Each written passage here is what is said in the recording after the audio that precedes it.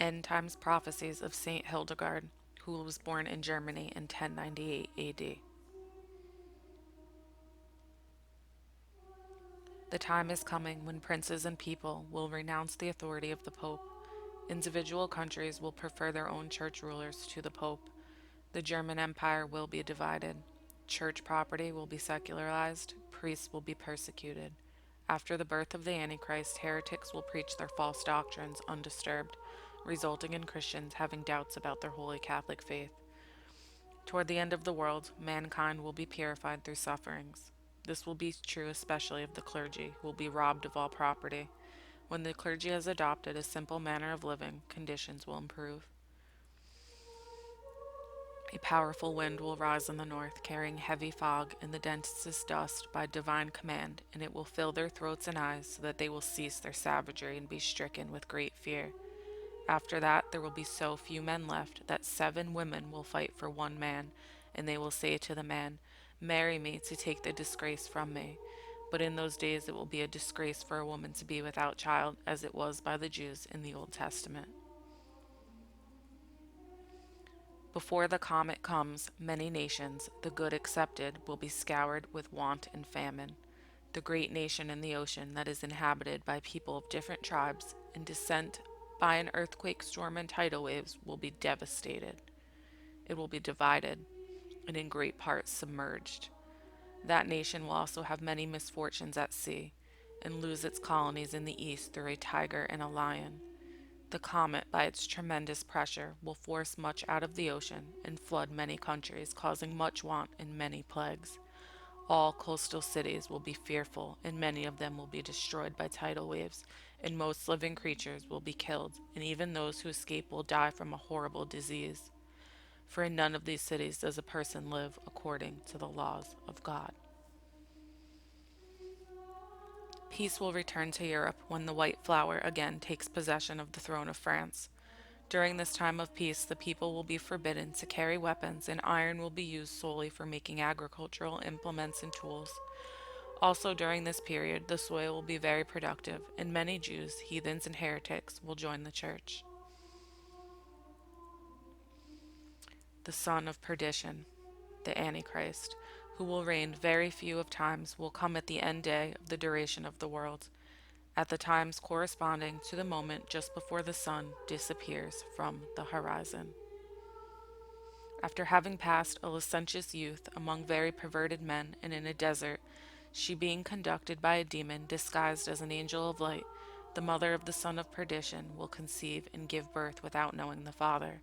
In another land she will make men believe that her birth was some miraculous thing, seeing that she had not appointed a spouse, and she will ignore that. She will say how the infant she had brought into the world had been formed in her womb, and the people will regard it as a saint and qualified to the title.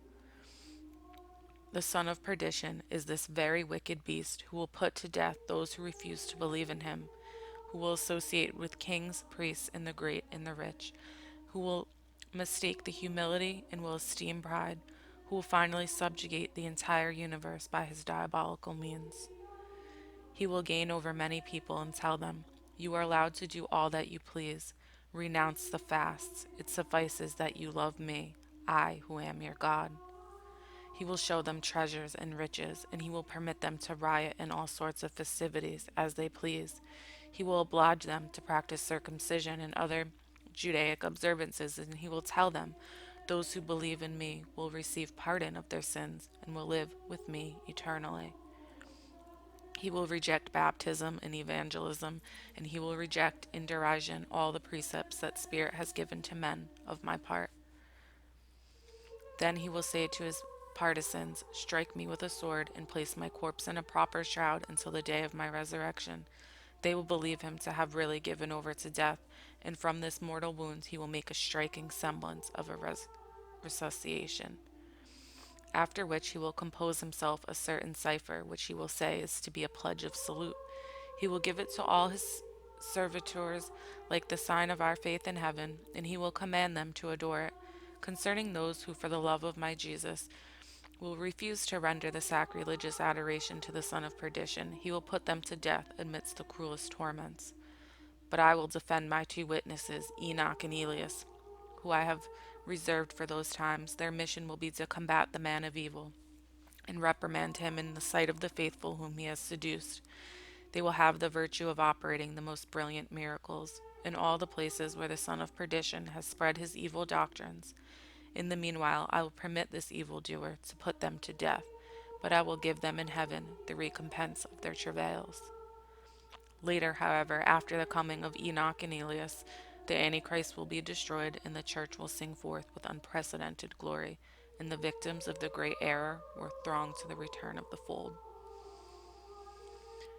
The man of sin will be born of an ungodly woman, who from her infancy will have been initiated into occult sciences and the wiles of the demon. She will live in the desert with perverse men, and abandon herself to crime with so much the greater ardor, as she will think she is authorized thereby to by the revelations of an angel, and thus in the fire of burning concupiscence she will conceive the son of perdition, without knowing by what father. Then she will teach that fornication is permitted, declaring herself holy and honored as a saint. But Lucifer, the old and cunning serpent, will find the fruit of her womb with his infernal spirit, and entirely possess the fruit of sin. Now when he shall have attained the age of manhood, he will set himself up as a new master, and teach perverse doctrine. Soon he will revolt against the saints, and he will acquire such great power that in the madness of his pride he would raise himself above the clouds.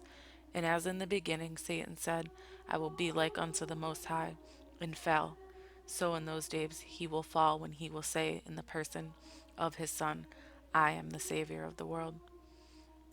He will ally himself with the kings, the princes, and the powerful ones of the earth. He will condemn humility, and will extol all the doctrines of pride. His magic art will feign the most astonishing prodigies. He will disturb the atmosphere, command thunder and tempest, produce hail and horrible lightning. He will move mountains, dry up streams, reanimate the withered verdure of forests. His arts will be practiced upon the elements. But chiefly upon man will he exalt his infernal power. He will seem to take away health and restore it. How so? By sending some possessed soul into a dead body to move it for a time, but these resurrections will be of short duration. At the sight of these things, many will be terrified and will believe in him, and some, preserving their primitive faith, will nevertheless court the favor of the man of sin or fear of his displeasure. And so many will be led astray among those who, shutting the interior eye of their soul, will live habitually in exterior things. After the Antichrist has ascended a high mountain and been destroyed by Christ, many erring souls will return to truth, and men will make rapid progress in the ways of holiness. Nothing good will enter into him, nor be able to be in him, for he will be nourished in diverse and secret places, lest he should be known by men, and he will be imbued with all diabolical arts, and he will be hidden until he is full age, nor will he show the perversities which will be in him, until he knows himself to be full and superabundant in all iniquities. He will appear to agitate the air, to make fire descend from heaven, to produce rainbows, lightning, thunder, and hail, to tumble mountains, dry up streams, to strip the verdure of trees of forests, and to restore them again. He will also appear to be able to make men sick or well at will, to chase out demons, and at times even to resuscitate the dead, making a cadaver move like it was alive. But this kind of resurrection will never endure beyond a little time, for the glory of God will not suffer it. Ostensibly he will be murdered, spill his blood, and die.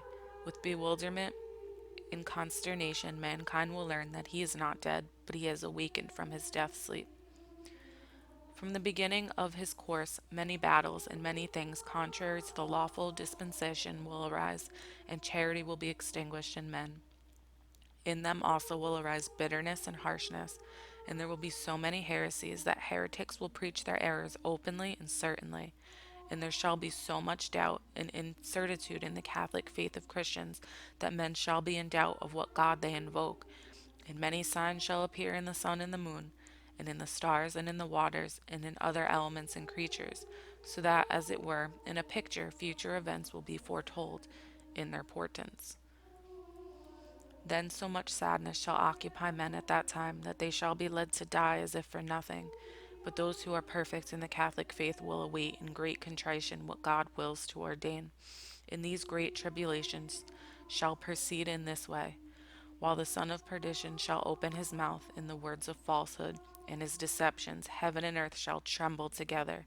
But after the fall of the Antichrist, the glory of the Son of God shall be increased. As soon as he is born, he will have teeth and pronounce blasphemies. In short, he will be a born devil. He will emit fearful cries, work miracles, and wallow in luxury and vice. He will have brothers who are also demons incarnate, and at the age of 12 they will distinguish themselves in brilliant achievements. They will command an armed force, which will be supported by the infernal legions. After the son of perdition has accomplished all of his evil designs, he will call together all of his believers and tell them that he wishes to ascend into heaven. At the moment of his ascension, a thunderbolt will strike him to the ground, and he will die. The mountain where he was established for the operation of his ascension in an instant will be covered with a thick cloud, which emits an unbearable odor of truly infernal corruption. At the sight of his body, the eyes of great number of persons will open, and they will be made to see their miserable error. After the sorrowful defeat of the son of perdition, the spouse of my Son, who is the church, will shine with glory without equal, and the victims of the error will be impressed to re-enter the sheepfold. As to the day after the fall of the Antichrist, when the world will end, man must not seek to know, for he can never learn it. The secret the Father has reserved for himself.